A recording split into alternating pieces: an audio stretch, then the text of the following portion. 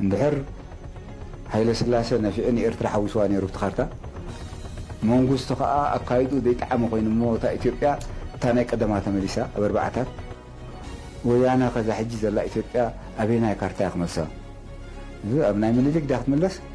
وذو أورما بينا وذو محارة بينا وذو مدر حبشة أبي أخذ بوليتيكا علامة ناتهم إذن بلود لنا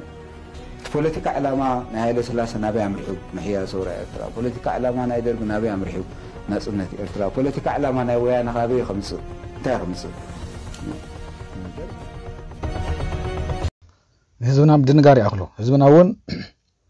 بتسعة سلسن زدنا قرناكا يأخلكا تسعة سلسن بعد ما أنا ريت وصلنا نهالي توصيني الناس عسئلنا كأينا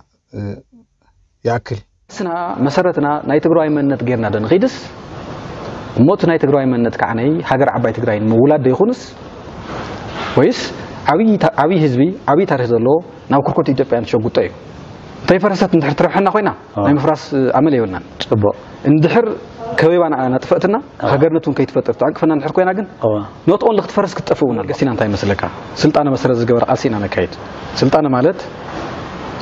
أو حدا سلطانة زنور حزبي ناو حدا خمس الله تي نائر ترى حزبو سنة نخور له منا بحيلي بجونات زخون نجريلن بيهين مهينها بداية تودو حزب إرترا تقرأي منم فلا يلن أو زي ناو حتى زعتونا يكونن سويل بناي طاليان بارنت زدان زازا بناي شعبية بروباغندا فزازا بناي عرب هاجرات تنقلن ناي عرب النت سنلبنا تجاوي تزي كوينو وسن زجمر بسمين يبل أبتن كلتا مانتا ودباتين يبل نع حانتي مصوعيا تخاليت حرقي قوي يبل إزي سميناوي أكال كفال ناي تقراي كايه بحر مالتي بحد سيرو ትንሽ ከቆየን በኋላ ግን ከጦርነቱ በፊትም ይሄን ሀገር የባህር ባር እንዲያጣ ማድረጋችን በኢኮኖሚ እድገታችን በናሽናል ኢንተረስታችን ኢኮኖሚ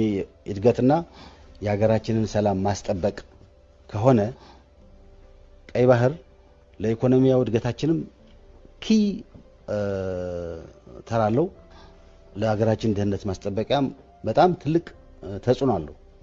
ብዬ ማመን ጀመርኩኝ እና በጦርነቱ ወቅት ኦፊሻሊ የሚታወቅ በጦርነቱ አሰብን መያዝ አለብን የሚል አቋም ነበረኝ በፎርማል መድረክ ያነሳሁት ነው حطورن يرملሎ تزعبي حطور كዓ ኢሳያስ ባዓውዩ ቱ ናይ ጣልያን ፕሮጀክት ማለት እዩ ህዚ ይቀጽልሎ ኣብ ጽላአት ህዝቢ ትግራይ التمثرت ኤርትራዊነት ንኻንጽ ብዙሕ ጻዕሪ ክገብር ንርኢ ኣለና ኢሳያስ ለምታይ ይጽዕር ህዝቢ ተጋሩኢና ዝብል ብግብሪ ማለት እዩ የርእዮ ስለ ዘሎ እዩ ዋላ ይዛረብ ንሕና ተጋሩኢና ስለ ዝብል እዩ سو تصعروا زلون الشيء سلازي أكلوا زايد خاتل سرايا دي خاتل حماسين دي خاتل تجرا دي خاتل زيومس كاب حزب تجراي التفلي مننته يولم قانقا يولم تاريخ يولم ባህል يولم تخوسا بفلاي مالتي سو ጊዜ ይወስድ እምበር ከመይ ሓደ ይኸውን ዝብል አካይዳ ይወስድ እምበር ዕፃ ዞም ህዝብ ኤርትራ ንብሎም ዕፃ ህዝብ ትግራይ መጻኢኦም ናቶም መጻናይ ህዝብ ትግራይ ንሕና أنا خمناتي دليت مالتي ህዝብ ኤርትራ አካል ህዝብ ትግራይ ዙሎ بتاريخن بpolitikan بمننتن ዝተኣሳሰረ ህዝቢ ኣብኡ ስለ ዘሎም በርቀይሕ ባሕር ደሊና ይኮና ዝህዝቢ ሓደ ክመጽኣለዎ እዩ ንሕና ኣብዚ ኮይና እሶም ወሓስ ዝኾነ መጻኢ የብሎምን ንሰምኡ ኮይኖም ንሕና ካብዚ ኮይና ወሓስ ዝኾነ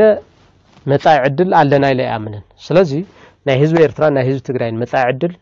ሓደ እዩ ሃገር ናይ ምዃንና ጉዳይ ከዓ ግድን እዩ ኢለ ኣነዛም ተጋሪኦም የሚል አቋም ነው የነበረው ግን እኛ ስህተታችን ምንድነው ያ እንትን ልዩነት የነጻ ስትወጣ ሀገሪቱ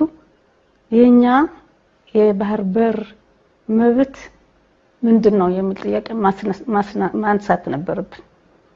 ማንሳትና መከራከር እነሱ ባይቀበሉ ወደ ህግ መሄድ ነበረብን ምክንያቱም የኢትዮጵያ ንብረት ነው የነበረው ጠቅላላ ኤርትራንም ባህሩንም ጭምር እና ደግሞ ከዚህ በፊት ኢትዮጵያ ጋር በፌዴሬሽን ስትተሳሰር ኤርትራ ሰው ሁለት ኦልተርናቲቮች ቀርበው የተለያዩ ኦልተርናቲቮች ቀርበው መጀመሪያ ኤርትራ ለብቻዋ ብትሆንም ባህሩ ግን አሰብ የኢትዮጵያ መሆን አለበት ተብሎ ተቀምጦ ነበር። ይሄንን ያልተተገበረው ለምንድነው? በፌዴሬሽን ትተሳሰር ኢትዮጵያ ኤርትራ ከኢትዮጵያ ጋር ስለተባለ ያው በፌዴሬሽን ሲባል ኤርትራ ከእንደ ባህሩ ትተሳሰር ማለት ስለሆነ እንደ እሺ መሆኑ ቀረ። ግን እኔም ሪኮግናይዝ አድርጎት ነበር ከፌዴሬሽኑ በፊት ማለት ነው። ኤርትራ ምን ትሁን በሚባልበት ጊዜ ግን ያው በታሪክ ሲታይ ከኤርትራ መፈጠር ጋር በቢያያዝ እንኳን አሰብና እንደማይጨምር የታሪክ ተመራማሪዎች ይናገራሉ። ምክንያቱም አሰብ የአፋር ወይም ደግሞ የወሎ ግዛት የነበረ ነው። ከዛ በላይ በኋላ ነው የተካተተው የሚባል ነገር አለና ይሄንን አንድ ይሄን ነው። ሁለተኛ ደግሞ የቅኝ ግዛት የሚባለው የናንተ አቋም የነበረው አሁን ላይ ሆኖ ሳይወት የትክክለኛ አቋም ነበር ብለው ያስባሉ። ማለት ትክክል እንዳልሆነ እኮ ገምግመን ዲክሌር አድርገናል። ትክክል አይደለም ብላችኋል። ትክክል አይደለም ብለናል። ሁለተኛ ደግሞ ስቲል የአሰብ ጉዳይ ኢትዮጵያ መከራከርበት በሰላማዊ መንገድ፣ በህጋዊ መንገድ፣ በዲፕሎማቲክ መንገድ መብቷና የሚገባት ስለሆነ ይሄንን የሚደግፍ ደግሞ የኤን ቻርተር ሲኤን ውሳኔዎችም ስላሉ አሁንም ለዚህ ለባህል በር መብት መከራከር አለብን። አሁንም ካይፈልጥን አሁንም ፈጽሞ ማይፈልጥን ዳሐስቡን ደብሉን ፋንታዚያ ቶም ደማኽሮም ዝዞምን ካብኦም ወገዱ አውሽት ሰለስተ ሶምደ አክል ጊዜ ኩላታ መሪሕነትና ጃንላ ክትበኪ አጀሚራ ክትሃድን ያ ተቀራረብ ነራ ማንያቱ ትምዕባሌታት አጅ ቁልጥፉን ሓያልን ነሩ